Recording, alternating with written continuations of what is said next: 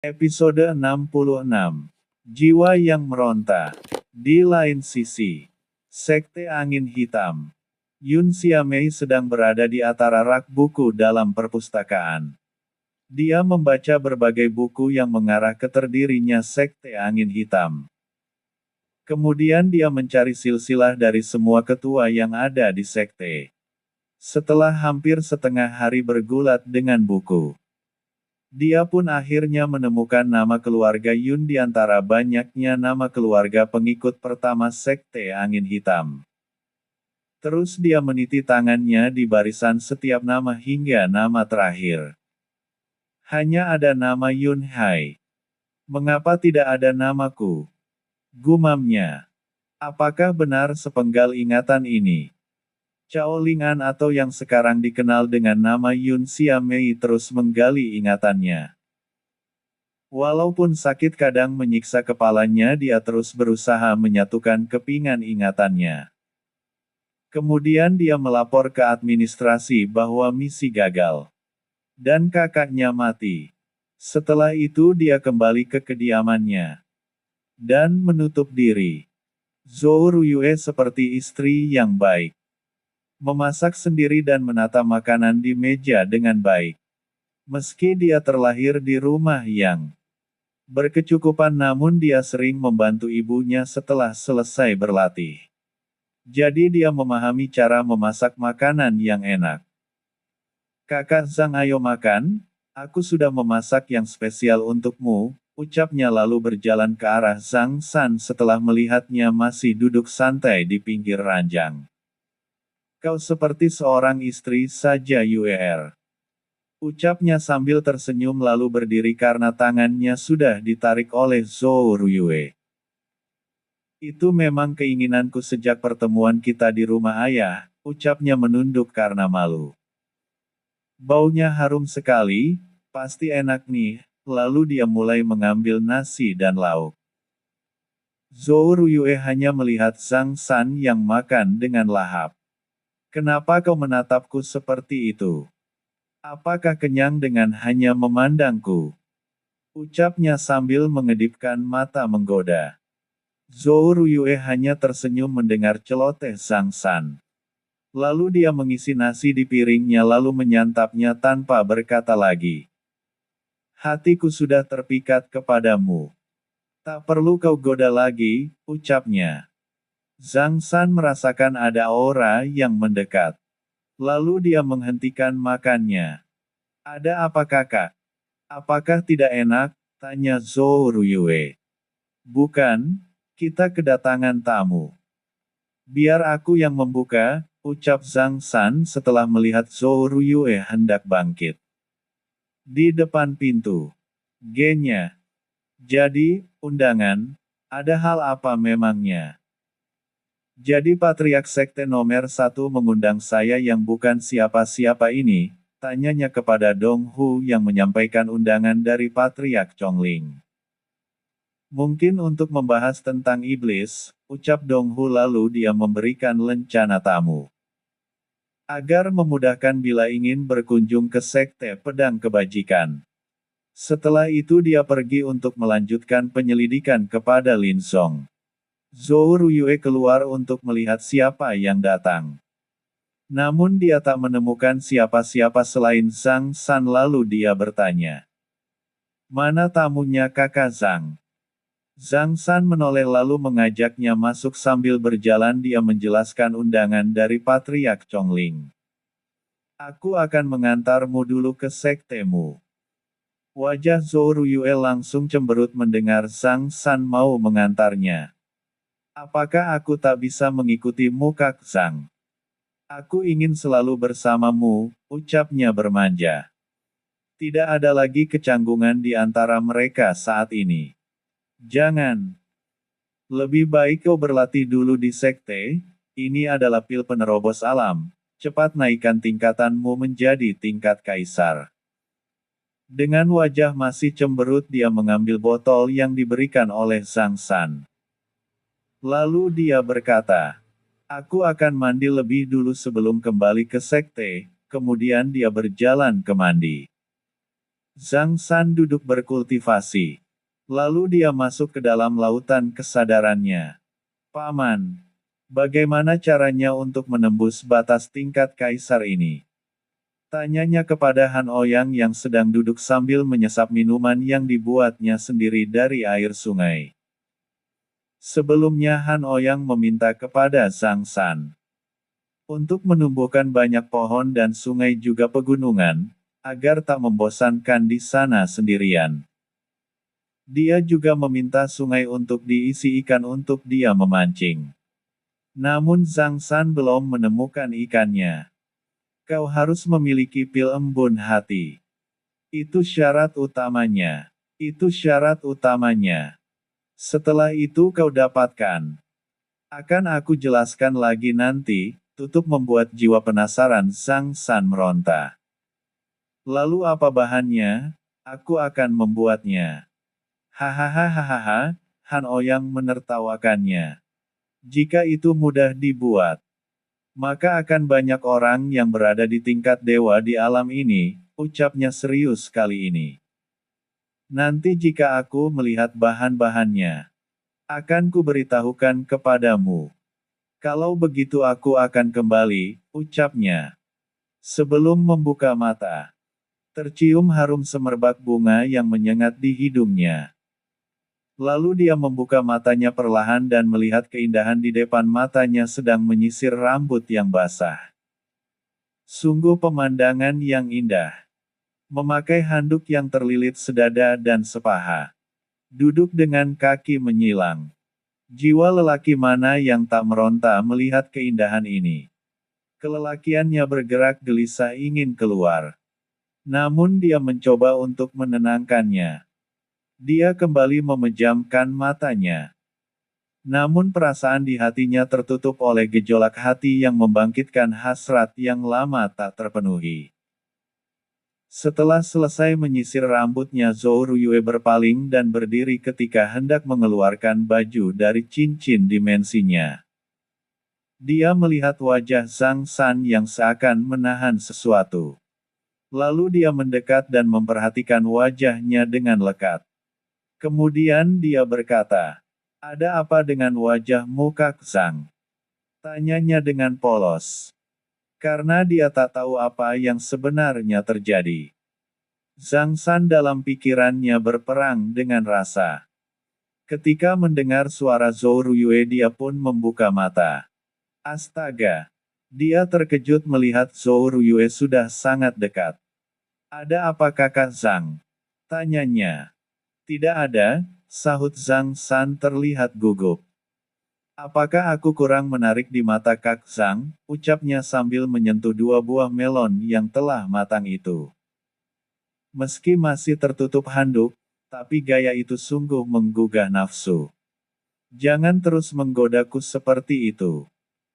Aku takut akan menyakitimu," ucap Zhang San sambil menahan sesuatu yang menggeliat di celananya. "Aku bahkan rela memberikan semuanya untukmu Kak Zhang." Zhou Ruyue juga sudah terbawa nafsu melihat ada yang bergerak di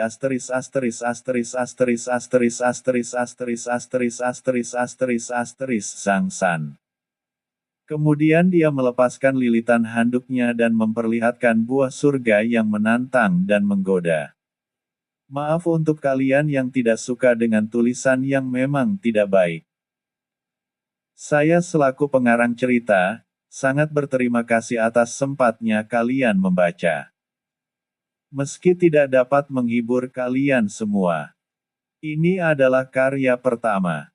Sebagai orang yang baru belajar, ingin rasanya menyenangkan pembaca. Namun apa daya, kepala kita berbeda. Pemikiran pun berbeda. Selalu ada hal buruk di tempat yang baik. Dan selalu ada hal baik di tempat yang buruk. Tidak ada manusia yang sempurna. Karena kesempurnaan hanya dimiliki Sang Pencipta. Salama satu Indonesia. Budayakan memuji, hilangkan sangka keji. Episode 67. Ingatan yang tersegel. Zhang San pun sudah tak dapat lagi mengontrol nafsunya. Dia sudah berjuang. Tapi mana tahan disuguhkan yang seperti ini? Iman mana yang kuat? Mereka akhirnya melanggar batas dan melakukannya. Di sisi yang berbeda, di hutan kegelapan, Sekte Angin Hitam sedang mengadakan rapat. Bagaimana sekarang situasinya? Tanya Gu Minghun selaku Patriark Sekte Angin Hitam. Buruk Patriark. Setelah kematian Yun Hai dan sebagian aliansi hitam kita, mereka terus bergerak untuk menemukan lokasi kita ini. Dan mereka sudah menghubungi aliansi putih untuk memerangi kita. Ucap Kendai yang sudah mengetahui informasi itu dari mata-mata yang ditempatkannya di tiap sekte aliran putih. Kita harus mempercepat kebangkitan Tuan, cepat cari 500 gadis untuk dikorbankan darahnya. Usahakan sebelum 4 purnama nanti. Dan jangan mencari di sekitar kota ini. Kita sedang diawasi. Ucap Gu Minghun lalu membubarkan pertemuan itu. Lalu Gu Minghun berjalan ke kediaman Yun Hai dan tidak menemukan siapa-siapa. Lalu dia menggunakan indera spiritualnya untuk mengecek di dalam namun juga tidak menemukannya. Kemana wanita itu pergi? Jangan-jangan segel ingatannya hilang karena kematian Yun Hai, ucapnya lalu melesat terbang ke arah pengawal dan bertanya. Apakah kau melihat Yun Xiamei? Tanyanya kepada penjaga. Tadi pagi saya melihatnya keluar. Katanya ada urusan sebentar Patriark, apakah ada perintah lain? Tanyanya. Lanjutkan penjagaanmu, dan sampaikan jika dia kembali. Suruh dia menemuiku, baik Patriark, sahutnya dengan menunduk sambil menangkupkan kedua tangannya. Setelah itu Gu Minghun pergi dengan cara terbang lagi. Setelah menyelesaikan aktivitasnya, Zhang San dan Zhou Ruyue meninggalkan rumah itu menuju sekte bunga teratai putih. Dengan wajah berseri Zhou Ruyue memegang lengan Zhang San, dia tak ingin melepaskannya. Sesampainya di pinggiran hutan dia dihentikan oleh satu sosok yang berhenti di depannya. Dia mengenakan pakaian hitam dan penutup kepala menyembunyikan identitasnya. Lalu dia menarik belati yang ada di pinggangnya kemudian menghunuskan belati itu ke depan. Dengan langkah cepat dia menerjang Zhang San dan Zhou Ruyue. Mundurlah Yuer, ucapnya. Yang langsung dianggukkan oleh Zhou Ruyue. Sosok itu berhenti sejenak ketika mendengar kalimat itu. Zhang San memperhatikannya lalu dia bergumam. Kenapa dia berhenti? Sosok itu lalu bergerak kembali dengan kecepatan seolah menghilang. Dia muncul di belakang Zhou Ruyue yang tidak siap. Namun Zhang San dengan sigap menangkap tangan yang memegang belati yang mengarah ke punggung Zhou Ruyue. Lalu tangan kirinya menarik penutup kepala sosok itu. Terpampanglah wajah cantik yang sedang marah. Aner. Ucapnya lalu memeluk erat Cao Lingan. Tidak sedikit pun dia mengendurkan pelukannya. Meski Cao Lingan telah menekan belati di tangannya ke punggung Zhang San. Aku tak ingin kehilanganmu lagi, ucapnya di samping telinga Cao Lingan. Kau mengecewakanku Gege, ucapnya penuh air mata lalu mendorong kuat Zhang San hingga termundur.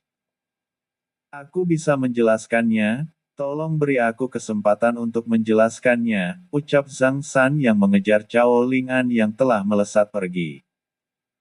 Zhou Ruyue juga mengikuti di belakang dengan menggunakan ilmu meringankan tubuhnya.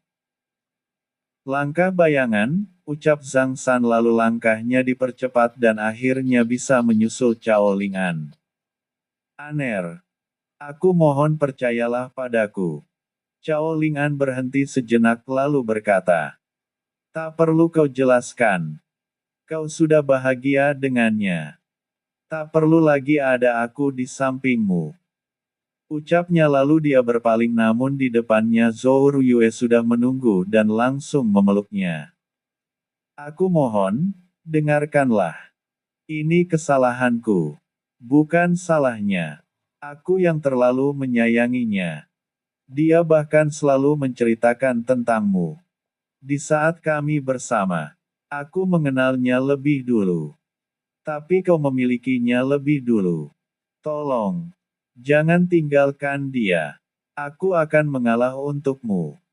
Ucapnya lalu melesat menjauh dengan buliran air mata. Di sana Cao Lingan masih terpaku.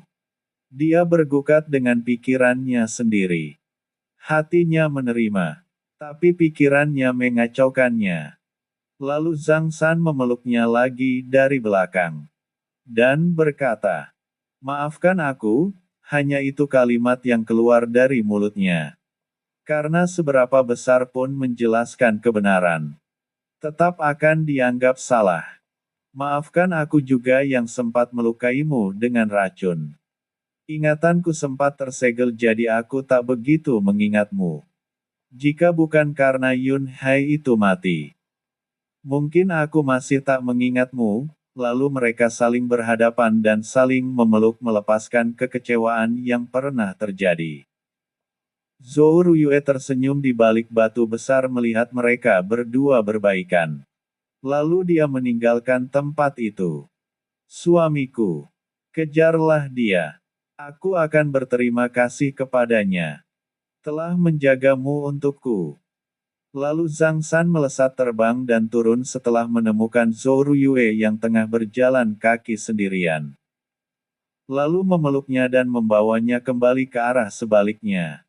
Not, hidup untuk belajar. Tapi belajar bukan untuk hidup. Tapi untuk mengerti setiap manusia dari kita punya dua sisi yang berbeda. Berpandanganlah baik, agar pandanganmu tetap baik. Episode 68. Teknik yang sama. Setelah kembali ke tempat semula, Zhang San tidak menemukan lagi keberadaan Cao Lingan. Dan di tanah hanya tertulis kalimat, "Jangan mencari aku, bahagialah bersamanya." Air mata pun mengalir deras. "Kenapa Anae kau harus pergi?" ucapnya serak setelah menangis. Zhou Ruyue memeluknya lalu berkata, "Maafkan aku Kak Zhang," ucapnya yang merasa bersalah. Sudahlah. Aku akan mencarinya nanti walau harus ke ujung dunia." "Paman, apakah di lautan kesadaranku bisa memasukkan makhluk hidup?" Tanyanya melalui telepati. "Bisa. Tapi jika kau sudah berada di tingkat dewa, lautan kesadaranmu akan berubah seiring meningkatnya kemampuanmu. Dan perubahan itu sangat besar. Dan kau bisa mengaturnya sesuka hatimu. Termasuk memasukkan makhluk hidup seperti manusia, binatang, dan sebagainya. Apa kau berencana untuk memasukkan dia?" Tanya Han Ouyang menyelidik. "Iya Paman. Agar memudahkanku mengamankannya jika ada masalah besar," jawabnya. Lalu dia mengakhiri telepati. "Aku akan mengantarmu ke sekte dulu," ucapnya lalu berjalan dalam langkah sedih. Tak terasa mereka sampai di sekte bunga teratai putih. Lalu mereka berdua masuk karena sudah meminta izin kepada penjaga untuk bertemu dengan matriark mereka. Penjaga pun segera memberitahukan kepada matriarknya tentang tamu yang berkunjung. "Salam matriark," ucap Zhang San menangkupkan tinjunya memberi hormat. Matriark sekte bunga teratai putih hanya mengangkat tangannya lalu mengangguk. "Duduklah," ucapnya dengan suara lembut.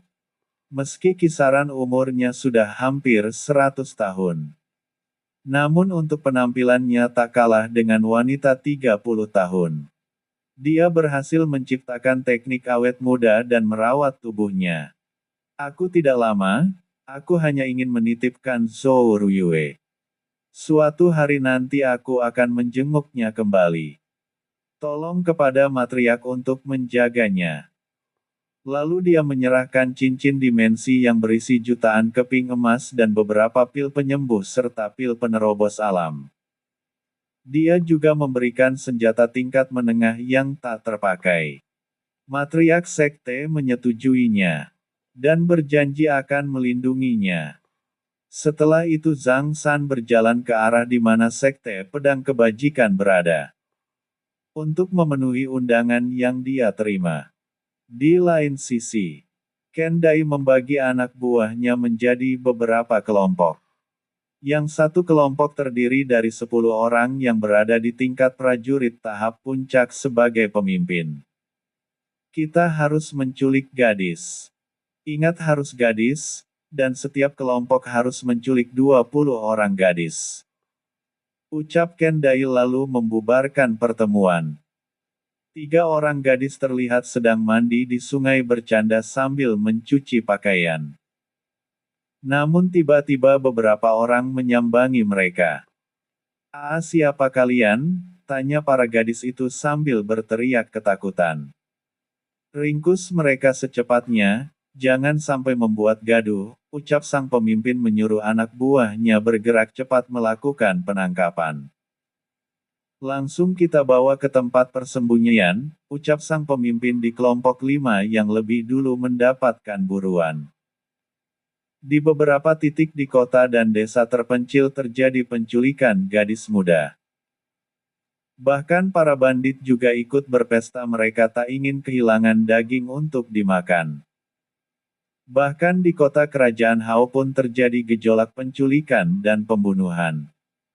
Dan itu menyasar ke ibu kota Kekaisaran Qing. Lu Kekaisaran pun mengeluarkan dekretnya. Dan menyuruh orang-orangnya untuk menyampaikan dekret kaisar ke setiap sekte kecil ataupun besar. Sekte Pedang Kebajikan mendapat dekret pertama dari Kekaisaran, sebagai yang nomor 1 di benua timur untuk mengulurkan tangan. Mereka. Patriark Chongling pun memerintahkan Dong Fu yang sudah sembuh dari lukanya. Untuk memimpin murid sekte menjalankan misi. Aku memerlukan 100 orang murid. Bagi siapa yang sudah berada di tingkat prajurit tahap awal dan menengah silahkan maju ke sebelah kiri. Bagi yang sudah berada di tingkat prajurit tahap puncak silahkan maju ke sebelah kanan. Satu persatu dari mereka maju sesuai tingkatan mereka. 100 orang pun terpilih dengan cepat. Buatlah 10 kelompok dan dari satu kelompok harus ada yang sudah di tingkat prajurit tahap puncak sebagai pemimpinnya. Dong Fu melihat mereka membuat kelompok sambil mengambil giok komunikasi di cincin dimensinya. Ini adalah giok komunikasi. Jika kalian menemukan musuh dan tak bisa mengatasinya, maka setiap pemimpin wajib mengabari anggota yang lainnya. Agar bantuan akan segera tiba. Apa kalian mengerti? Mengerti Ketua Dong, mereka serempak berkata. Satu dari pemimpin setiap kelompok maju, ucap Dong Fu, lalu menyerahkan giok komunikasi itu lalu berkata kembali. Setiap kelompok nantinya akan menjaga desa atau kota terdekat dari sekte kita ini. Bersiaplah dulu. Kita akan berangkat malam ini. Ucapnya menutup rencana misi. Lalu Ketua Dong Fu meninggalkan mereka untuk membuat persiapan. Tulong.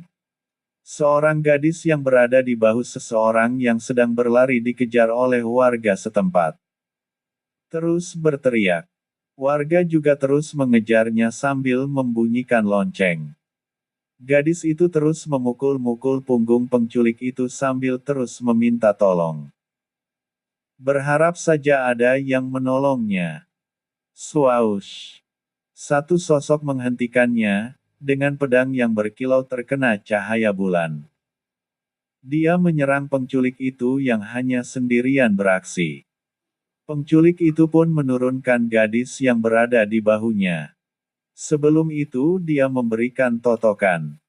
Agar buruannya tidak melarikan diri. Lalu dia menarik pedang yang berada di pinggangnya. Dan mengadu kekuatan dengan sosok yang menghadangnya. Sreng. Dentang. Pedang beradu 2 kali. Setelah dia membanting pedang penghadangnya. Penculik itu mengambil langkah ke samping kanan untuk menebas pinggang orang itu. Namun sosok itu juga melompat ke samping kiri membuka jarak. Setelah itu dia menghalangkan pedangnya di arah pinggangnya. Hingga terdengar lagi bunyi pedang yang beradu. Penculik itu mundur dan mengambil ancang-ancang lalu menggumamkan tekniknya. Teknik tingkat pertama, api hitam, sebuah nyala api hitam terlihat samar di keremangan malam. Lalu dilesatkan ke arah sosok itu yang juga sudah bersiap dengan tekniknya. Sosok itu melempar pedang kecilnya ke udara. Lalu berucap, teknik tingkat kedua, pedang hitam. Pedang kecil itu langsung berubah bentuk menjadi besar beberapa kali lipat. Dan hawa mencekam begitu terasa. Dia mengontrol dengan energinya lalu menggerakkan tangannya ke depan, hancurkan. Boom! Ledakan besar tercipta membuat tanah bergetar dan cahaya ledakan naik ke atas langit. Hingga beberapa warga yang melihat cahaya kuning bercampur merah itu segera mengarah ke tempat cahaya tersebut. Aku tak bisa berlama-lama di sini. Warga akan segera menemukan tempat ini, ucap penculik itu lalu dia menggumamkan lagi tekniknya. Kita akhiri dengan serangan ini, teriaknya. Teknik tingkat kedua, angin hitam. Wush! Angin hitam terbentuk sangat cepat di tangannya seperti lubang cacing yang akan menyedot apapun. Teknik tingkat kedua, angin hitam, sosok itu juga melakukan hal yang sama. Membuat penculik itu kebingungan. Hei, bukankah kita dari satu aliran? Ucapnya setelah melihat teknik yang sama digunakan sosok itu. Episode 69. Penculikan para gadis. Dua teknik yang sama digunakan tapi terlihat sangat perbedaan. Teknik yang digunakan sosok berpakaian hitam itu lebih mendominasi. Ketika dua teknik kuat itu beradu terjadi sekali lagi ledakan yang menggetarkan udara.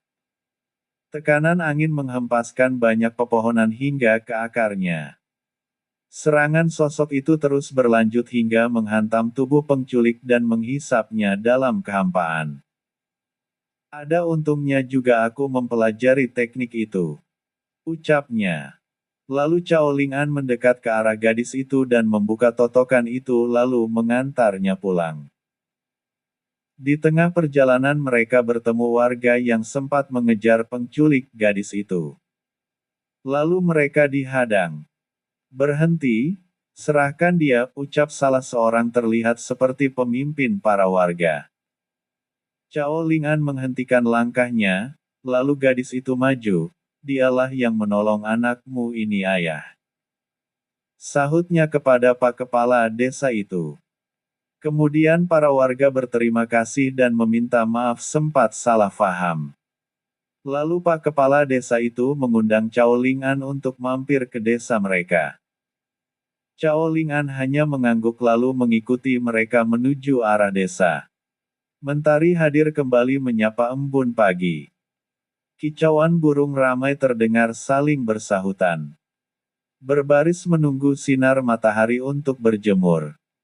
Berjejer dalam sangkar yang besar. Pak Kepala Desa memberi makan burung-burung itu sambil bersiul. Cao Lingan bangun lalu membasuh muka. Kemudian meminta izin melanjutkan perjalanan. Terima kasih banyak, Bapak telah memberikanku tumpangan tidur. Saya juga berterima kasih yang sedalam-dalamnya. Dan meminta maaf jika tempatnya kurang nyaman. Cao Lingan pun berlalu dan terus bergerak hingga hilang dari pandangan. Siang hari di jalanan setapak yang sepi. Terdengar sayup suara pertarungan. Rasa penasaran pun membawa sosok yang melesat di antara pepohonan untuk melihat apa gerangan yang terjadi. Beng! Ledakan jurus yang beradu antara dua orang dari dua kelompok yang kini masing-masing bertarung satu sama lain. Satu memakai pakaian merah bergaris putih bertuliskan pedang kebajikan dalam sulamannya. Satu lagi memakai pakaian hitam bergaris merah bertuliskan angin hitam. Kita harus menumpas mereka, ucap pemimpin di kelompok Sekte Pedang Kebajikan. Serang terus, yang lain memberi semangat sambil menghalau serangan pedang yang menuju ke arahnya. 10 lawan 10, dan di pihak mereka sama-sama memiliki tingkat prajurit tahap puncak. Hingga untuk memenangkan duel kelompok ini akan sangat sulit. Treng, dentang, boom, duar. Ledakan demi ledakan tercipta kala tingkat. Prajurit tahap puncak saling berhadapan. Mereka sangat berimbang dan terlihat mereka kini mulai kelelahan, energi mereka terkuras sangat banyak. Dan mereka semua terduduk dengan nafas yang kembang-kempis. Lalu Cao Lingan terbang ke arah mereka. Swoosh! Dia mendarat di tengah-tengah mereka. Lalu semangat anggota Sekte Angin Hitam berkobar karena melihat lambang angin hitam di baju gadis itu. Mereka yakin pasti menang kali ini. Dengan bantuan senior dengan tingkat kaisar, akan sangat mudah memenangkannya. Meski lawan dalam keadaan prima. Sebaliknya bagi Sekte Pedang Kebajikan, mereka terlihat kehilangan semangat karena ajal pasti tiba. Gadis itu mendekat ke arah pemimpin kelompok Sekte Angin Hitam dengan pedang yang sudah dikeluarkan dari sarungnya. Terima kasih atas bantuan senior yang datang di saat yang tepat, ucap pemimpin itu tersenyum. Sluap. Guak. Darah menyembur keluar dari mulutnya setelah berucap terima kasih. Pedang di tangan gadis itu menembus perutnya. Kenapa senior melakukan ini? Ucapnya sebelum habis nafas terakhirnya. Cao Lingan mencabut pedangnya. Lalu menggunakan teknik penebusan dosa untuk membunuh sisa dari anggota kelompok angin hitam itu. Lalu dia berpaling ke arah kelompok Sekte Pedang Kebajikan. Dan berjalan dengan pedang yang diberderit karena ujungnya menyentuh kerikil. Senior, apakah kalian baik-baik saja? Tanyanya dengan lembut sambil tersenyum yang senyumnya itu bisa memikat hati siapa saja. Kelompok itu masih tetap waspada. Karena gadis ini meskipun cantik tapi juga terlihat kejam. Tak perlu takut, aku bukan bagian dari mereka. Aku hanya menyamar untuk mengelabui mereka. Dan itu berhasil, Cao Lingan menjelaskan agar tak terjadi salah faham. Pemimpin kelompok itu terkejut dan kemudian dia mengelus dadanya. Untung bukan musuh, jika tidak habislah sudah, batinnya. Seperti yang senior lihat. Jika senior tidak datang entah apa yang terjadi dengan kami, ucapnya lalu berterima kasih telah ditolong. Kemana kalian akan pergi? Tanya dengan suara halus. Kami hendak menuju desa Tebing Curam. Kami diperintahkan Ketua Donghu untuk menjalankan misi menjaga desa itu. Namun di perjalanan kami melihat mereka membawa beberapa gadis. Dan kami mengikuti mereka dan sampai ke tempat ini. Lalu di mana para gadis itu? Tanya Cao Lingan lagi. Mereka seharusnya sudah pergi. Karena saat itu kami langsung menyerang kelompok angin hitam itu. Dan mereka melepaskannya, setelah itu kami tidak mengetahui lagi tentang mereka. Baiklah. Harap berhati-hati, sambil tangannya menyodorkan botol pil lalu melambaikan tangannya dan kemudian dia menghilang. Betapa beruntungnya jika bisa mendapatkan bidadari secantik itu, aku juga ingin memilikinya, ucap salah seorang yang berada di belakang berhayal. Apa kamu ingin mati? Hingga berbicara seperti itu, ucap sang pemimpin sambil mengetuk kepala bawahannya itu. Lalu dia mengeluarkan pil dari botol yang diberikan oleh Cao Lingan. Seketika udara dipenuhi oleh bau obat. Ini obat tingkat tinggi. Sungguh dia sangat baik hati, ucap pemimpin itu lalu membagikan pil yang ada di botol. Beberapa tarikan nafas. Luka yang menganga di tubuh mereka mulai merapat dan hilang. Sungguh obat ajaib, ucap yang lainnya. Kau benar, bahkan luka bakarku juga hilang, sahut temannya. Lalu mereka melanjutkan perjalanan yang tertunda menuju desa tebing curam. 00000. Kemana si cantik itu pergi? Mungkinkah aku bisa bertemu dengannya lagi? Lin Zong sedang menghayalkan sosok Yun Xiaomei. Tak peduli dia anggota mana, aku akan tetap mencintainya, katanya lagi sambil meminum arak. Hingga beberapa saat dia terkulai jatuh dari duduknya karena mabuk. Di seberang tempat duduknya Dong Hu duduk bersandar memakai topi caping dan mengawasi Lin Zong yang sedang minum arak. Dia mendengar apa yang diucapkan Lin Zong, jadi dia menyimpulkan sendiri bahwa Lin Zong tidak termasuk dalam organisasi itu. Dia pun berdiri dan meninggalkan 10 perak di atas meja. Lalu pergi dari sana. Not, bagaimanapun hidup akan terkena cela. Meski tak berbuat yang tercela. Jika tak ingin dicela jangan hidup. Episode 70. Rencana Gu Minghun. Berhenti. Ada perlu apa kau ke sini? Tanya penjaga yang menghentikan langkah Zhang San. Zhang San langsung menunjukkan lencana tamu yang pernah diberikan oleh Dong Hu. Salah seorang penjaga maju dan memeriksa lencana itu. Kemudian dia menangkupkan tangannya meminta maaf. Ikut saya tuan muda, ucapnya lalu berkata kepada temannya. Aku akan mengantar tamu dulu ke dalam. Kau baik-baiklah menjaga gerbang, sambil tersenyum dia memimpin jalan. Meninggalkan temannya yang menggerutu. Namun tetap mengangguk. Penjaga itu mengantarkan Zhang San langsung ke kediaman Patriark Chongling. Lalu mengetuk pintu. Sambil berkata, "Salam Patriark, ada tamu yang berkunjung," ucapnya lalu menunggu dengan sabar di luar. Beberapa saat pintu bergeser. Dan muncul seorang lelaki paruh baya. Yang masih terlihat bugar. "Salam muku terima. Tinggalkanlah kami, lanjutkan tugasmu," ucap Patriark Chongling kepada penjaga yang memberi hormat kala melihat patriarknya. "Masuklah ke dalam," katanya lagi kepada Zhang San. Tanpa menunda, Zhang San masuk ke dalam dan duduk setelah diminta patriark untuk duduk. "Aku sangat mengagumimu.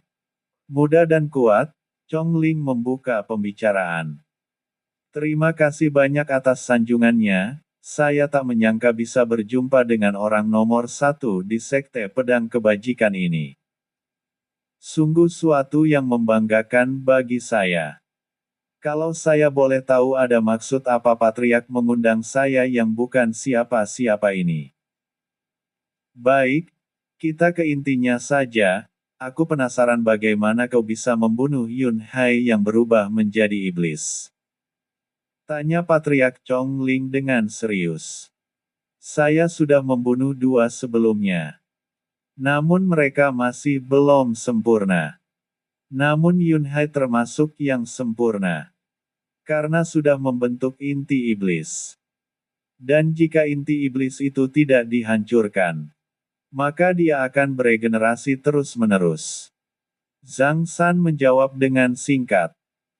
"Pantas saja dulu kami sulit mengalahkan Gu Minghun, rupanya inti iblis itu yang membuatnya tak bisa mati. Apakah dia pendiri Sekte Angin Hitam Patriark?" Zhang San penasaran siapa Gu Minghun itu. "Ya, kau benar sekali. Dulu aku bersama Aliansi Putih pernah mengalahkannya. Namun ketika itu dia menggunakan teknik perubahan iblis.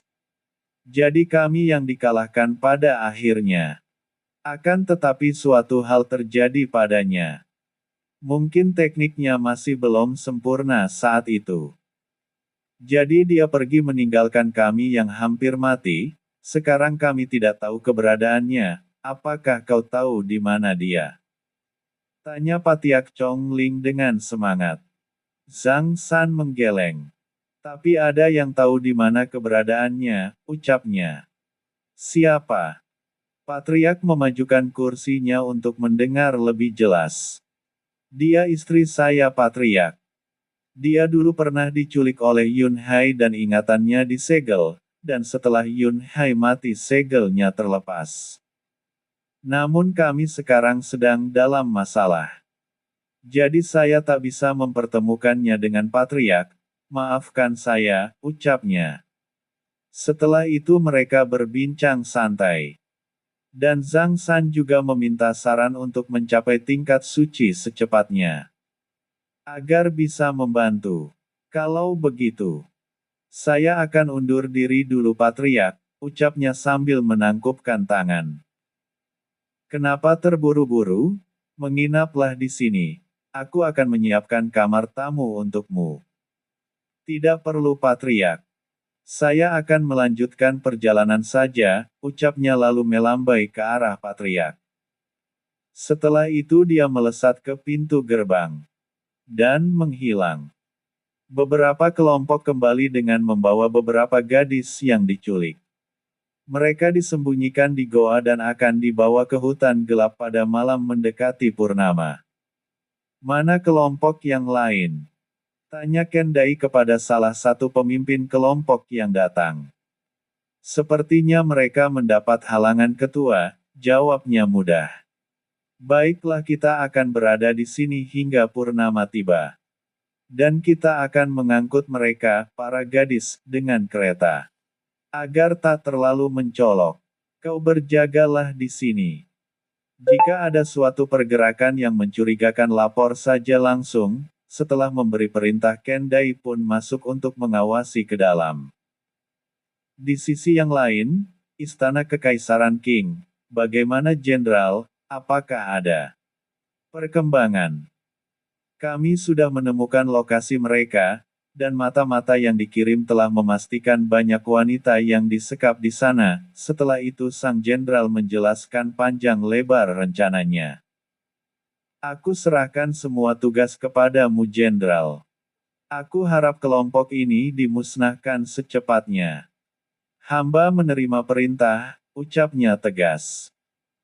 Gu Minghun berjalan sendiri dengan obor di tangannya masuk ke dalam ruang rahasia. Dia kemudian mengarahkan api obor ke arah obor yang lainnya. Hingga barisan obor di dalam lorong itu menyala. Lalu dia berjalan menyusuri lorong yang panjang hingga menemukan sebuah altar persembahan. Di sana ada sebuah patung yang memancarkan hawa kematian. Asap keluar dari mata patung itu lalu membentuk sosok hitam dengan mata menyala bagai bara api. Apakah kau sudah mengumpulkan darah yang ku minta bocah? Tanyanya dengan suara serak. Tuanku, hamba sudah mengumpulkannya. Dan akan membawanya ke sini saat purnama tiba. Hahaha kau memang hambaku yang baik, apa yang kau mau, sebutkan saja. Tawarnya, tuanku. Bisakah hamba meminta teknik teleportasi? Agar bisa memindahkan tawanan dan membawanya langsung ke sini. Aku takut rencanaku sudah tercium oleh aliasi putih. Terlihat benda melayang di antara mereka. Ambillah. Itu adalah alat teleportasi jarak jauh. Alat ini hanya ada di dunia para dewa. Dulu aku memiliki banyak alat ini. Sebelum disegel oleh dewa penguasa alam di dunia tengah ini. Terima kasih tuanku, hamba mohon diri. Gu Minghun pergi dari sana sambil tersenyum. Dengan alat ini di tanganku, akan memudahkan aku dalam mencapai keinginan. Sepeninggal Gu Minghun sosok itu berubah menjadi asap kembali. Namun sebelum masuk ke dalam patung, dia bergumam. Kau akan menjadi wadah terbaik setelah kebangkitanku, aku sudah terlalu lama tersegel di alam ini. Aku akan membalas perbuatan kalian para dewa, di jalanan kota. Batu Ampar. Seorang pemuda berjalan sendirian. Dia berjalan mengitari kota tenang itu dan akhirnya menemukan sebuah penginapan bertingkat 5. Lalu dia memasukinya dan membayar biaya penginapan. Apakah ada hal yang Tuan Muda perlukan? Tanya resepsionis yang berjaga dengan senyum manis mencoba menggoda pemuda tampan tersebut.